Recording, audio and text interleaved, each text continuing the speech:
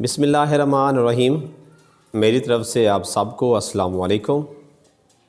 اکثر لوگ کسی پر احسان کر کے پچھتا رہے ہوتے ہیں کہ ہم نے ایسا کیوں کیا، اس بندے نے اب ہمارے ساتھ برا کیا ہے۔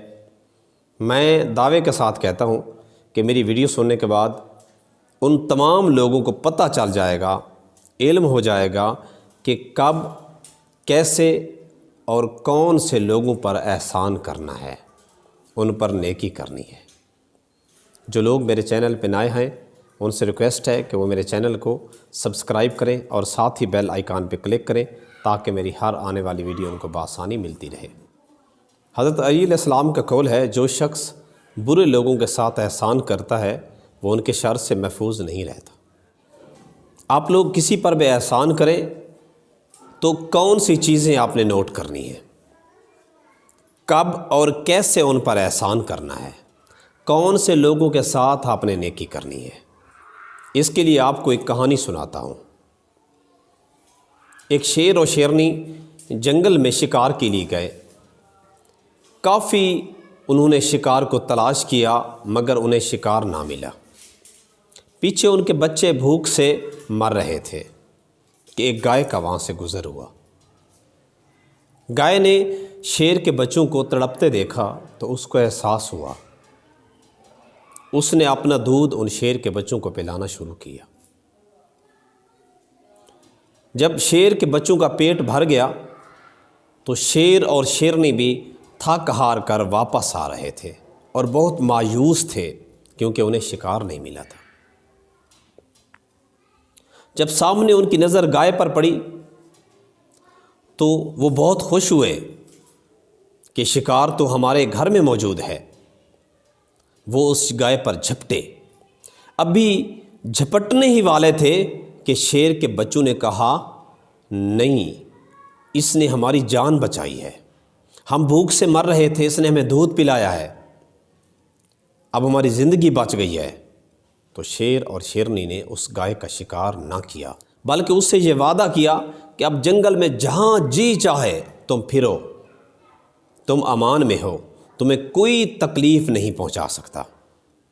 گائے بہت خوش ہوئی۔ اس نے واپس جا کر اپنی ایک دوست جو چیل تھی اس کو یہ واقعہ سنایا۔ چیل بھی یہ سن کر بہت خوش ہوئی اور اس کے دل میں بھی یہ خیال پیدا ہوا کہ اسے بھی کسی کے ساتھ نیکی کرنی چاہیے۔ ایک دن چیل پرواز کر رہی تھی کہ اس کا گزر ایک دریا کے ساتھ ہوا۔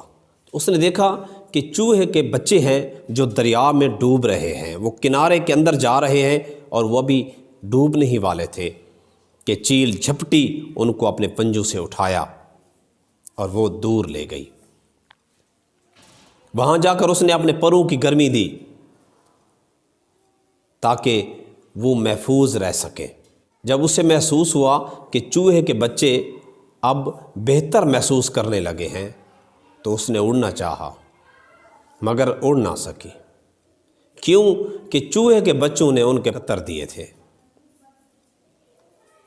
اس نے بہت کوشش کی، بڑی کوشش کے بعد وہ تھوڑا اڑ سکی، پھر گر پڑی، پھر تھوڑا اڑی، پھر گر پڑی۔ گرتی پڑتی وہ گائے کے پاس آ پہنچی تو اس نے سارا واقعہ گائے کو سنایا۔ اس پر گائے ہنسی تو چیل نے کہا، میری بہن آپ کیوں ہنستی ہیں؟ تو گائے نے کہا کہ میں نے اعلیٰ ظرف کے ساتھ احسان کیا ہے، تم نے کم ظرف کے ساتھ احسان کیا ہے۔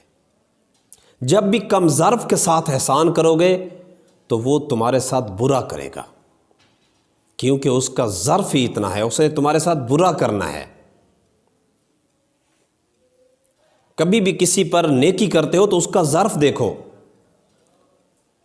سانپ کے بچے کو دودھ پلانے سے وہ تمہارا دوست نہیں بن سکتا۔ دوسروں کی مدد کریں مگر خود کو استعمال نہ ہونے دیں۔ جتنی مدد کر سکتے ہیں آپ کریں مگر اگلے بندے کا ظرف لازمی دیکھیں۔ کہیں ایسا تو نہیں کہ آپ ایک کم ظرف کے ساتھ احسان کر رہے ہیں، پھر آپ کو پچھتانا ہے، کیونکہ میں پہلے شروع میں آپ کو حضرت علی علیہ السلام کا قول سنا چکا ہوں اور صحابہ کرام اور ائمہ طاہرین اور انبیاء کے اقوال جو ہیں وہ ہمارے لیے یہی تو وہ ہمیں بتاتے ہیں کہ ہمیں کیسے دنیا میں جینا ہے۔ اگر ہم ان اقوال پر عمل کریں تو ہماری زندگی بہت اچھی ہو جائے گی۔ اس لیے کبھی بھی کسی پر احسان کرو تو اس کا ظرف لازمی دیکھو۔ میں آپ کو گارنٹی سے کہتا ہوں کہ جب بھی آپ اعلیٰ ظرف کے ساتھ احسان کریں گے تو وہ آپ کا احسان زندگی بھر یاد رکھے گا۔ کم ظرف کے ساتھ احسان کریں گے وہ آپ کے احسان کو بھول کر آپ کے ساتھ برا کرے گا۔ اپنا خیال رکھیے گا، مجھے دعاؤں میں یاد رکھیے گا۔ اللہ حافظ۔